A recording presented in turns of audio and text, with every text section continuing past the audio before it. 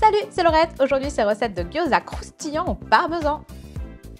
On va utiliser du persil, de la sauce sriracha, un peu d'eau, de la sauce soja, du poivre, de la farine, de la fleur de sel, un oignon cébette et des gousses d'ail, un mélange de sésame, des filets de poulet, du gingembre frais, un beau citron jaune, du parmesan et bien sûr notre huile le sieur fleur de colza. On commence par préparer la pâte. De la farine, de l'eau, on mélange. Petit filet d'huile de colza, ça va me permettre d'avoir une pâte beaucoup plus facile à travailler. On finit de pétrir notre pâte et là on la laisse reposer 1 heure avant de venir l'étaler finement avec un laminoir ou un rouleau à pâtisserie. On vient ensuite détailler des disques et là on va préparer la farce.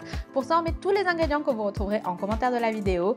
On va les mettre dans le mixeur, on va venir mixer et surtout on vient lier tout ça avec un petit filet d'huile pour avoir une farce bien homogène. On va ensuite la placer au centre de nos disques, humidifier légèrement le bord, plier en demi-lune et on va faire 3 plis bien spécifiques au gyoza de chaque côté.